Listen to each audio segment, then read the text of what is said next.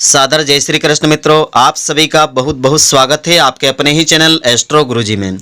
मित्रों, यदि आपने अभी तक हमारे चैनल को सब्सक्राइब यदि नहीं किया हो तो अभी सब्सक्राइब कर लें और बेल आइकन को अवश्य दबाएं, जिससे हमारे अगले आने वाले नए वीडियो की नोटिफिकेशन सबसे पहले आपके पास पहुंचे। आप नित्य नई नई ज्ञानवर्धक जानकारियां व नित्य का राशिफल हमारे चैनल से प्राप्त करते रहें। तो मित्रों, आज आपको हम बताने जा रहे हैं कि दिनांक 1 जुलाई 2020 को है देवशयनी एकादशी।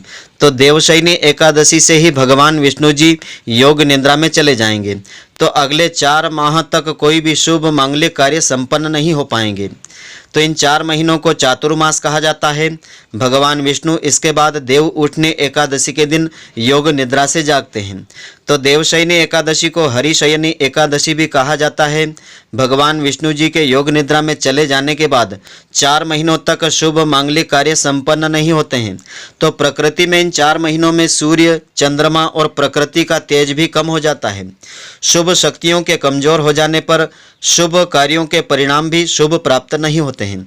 इसीलिए संत महात्मा इन 4 महीनों यानी चातुर्मास में एक ही स्थान पर निवास करके जप तप ध्यान पूजा आराधना करते हैं। तो मान्यता ऐसी है कि चातुर्मास में सभी धाम जो है व्रज धाम में आ जाते हैं। इसीलिए इस दौरान व्रज यात्रा करना बहुत ही शुभ मंगलकारी हो जाती है।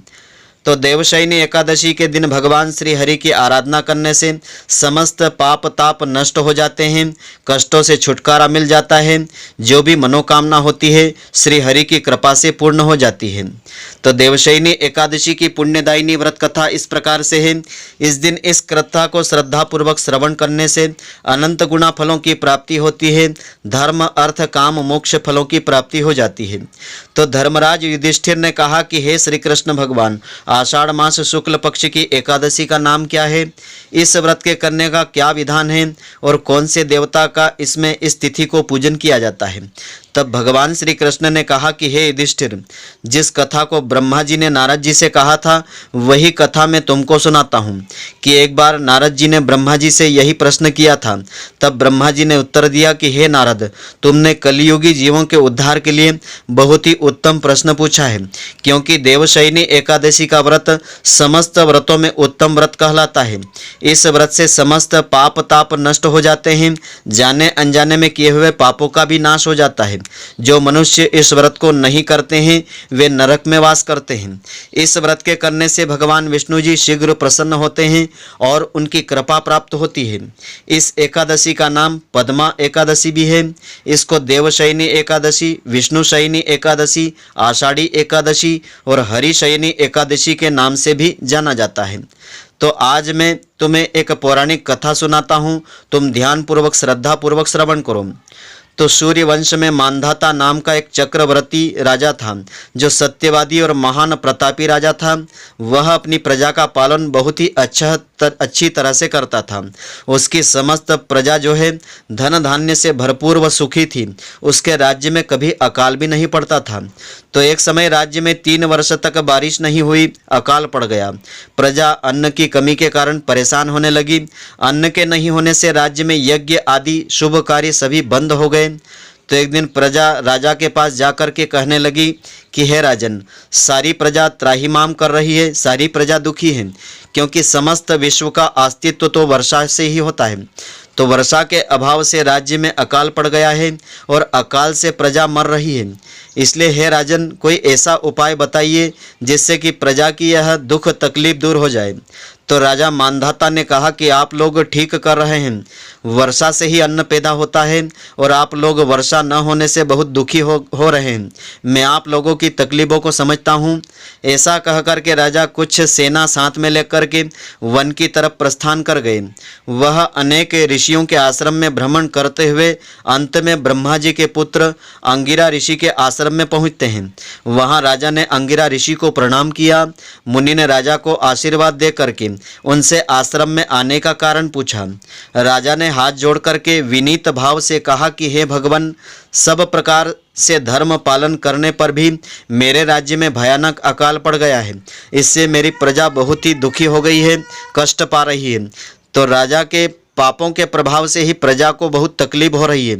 ऐसा शास्त्रों में कहा है। जब मैं धर्म के अनुसार राज्य करता हूँ तो मेरे राज्य में अकाल कैसे पड़ गया, इसके कारण मुझको अभी तक इसका कारण पता नहीं चल पाया है। अब मैं आपके पास इसी संदेह को जानने के लिए आया हूँ। कृपा करके आप मेरे संदेह को दूर करने की कृपा करें। साथ ही प्रजा के कष्ट को दूर करने का कोई उत्तम और सरल उपाय बताने की कृपा करें। इतनी बात सुनकर के ऋषि ने कहा कि हे राजन, यह सतयुग सब युगों में उत्तम युग है। इसमें धर्म को चारों चरण इसमें शामिल है, अर्थात इस युग में धर्म की सर्वाधिक उन्नति होती है। लोग ब्रह्म की उपासना करते हैं और इस युग में केवल ब्राह्मणों को ही वेद पढ़ने का अधिकार है और ब्राह्मण ही तपस्या करने का अधिकार रख सकते हैं। परंतु आपके राज्य में एक शूद्र तपस्या कर रहा है। इसी दोष के कारण आपके राज्य में वर्षा नहीं हो रही है, अकाल पड़ रहा है। इसलिए यदि आप प्रजा का और राज्य का भला चाहते हैं तो उस शूद्र का वध कर दो। इस पर राजा ने कहा कि महाराज, मैं उस निरपराध तपस्या करने वाले शूद्र को किस तरह मार सकता हूँ? आप इस दोष से छुटकारा पाने का कोई दूसरा उपाय बताने की कृपा करें। तब ऋषि ने कहा कि हे राजन, यदि तुम अन्य उपाय जानना चाहते हो तो ध्यानपूर्वक सुनो कि आषाढ़ मास के शुक्ल पक्ष की पद्मा नाम के एकादशी का विधि पूर्वक श्रद्धा पूर्वक व्रत करो। उसी व्रत के प्रभाव से तुम्हारे राज्य में उत्तम वर्षा होगी और समस्त प्रजा सुख प्राप्त करेगी, अन्न धन की कमी नहीं आएगी, क्योंकि इस एकादशी का व्रत समस्त सिद्धियों को देने वाला होता है और समस्त कष्टों का नाश कर देता है। जाने अनजाने में किए हुए पापों का भी इस व्रत से नाश हो जाता है। इस एकादशी का व्रत तुम प्रजा, सेवक और मंत्रियों के सहित करो। सभी साथ मिलकर करोगे तो इसका अनंत गुणा फल तुमको मिलेगा। तो मुनि के इस वचन को सुनकर के राजा अपने नगर में वापस आ गए। उन्होंने विधि पूर्वक पद्मा एकादशी का यह व्रत किया। इसी व्रत के प्रभाव से राज्य में उत्तम वर्षा हुई और प्रजा को सुख प्राप्त हुआ। इसीलिए इस मास की एकादशी का व्रत सब मनुष्यों को ही करना चाहिए। इस व्रत से इस लोक में भोग और परलोक में मुक्ति को प्राप्त कर लेता है। इस कथा को जो भी व्यक्ति श्रद्धा पूर्वक श्रवण करता है अथवा पढ़ता है, उसे समस्त पापों से मुक्ति मिल जाती है और भगवान श्री हरि की विशेष कृपा उसे मिलती है। जाने अनजाने में किए हुए पाप कर्म सभी नष्ट हो जाते हैं। जो मनोकामना होती है वह भगवान विष्णु जी की कृपा से पूर्ण हो जाती है। तो मित्रों, आशा करता हूं कि आपको हमारी यह ज्ञानवर्धक जानकारी पसंद आई होगी। यदि आपको पसंद आई हो तो आप हमारे वीडियो को लाइक व शेयर अवश्य करें। धन्यवाद। जय श्री कृष्ण मित्रों, फिर मिलेंगे।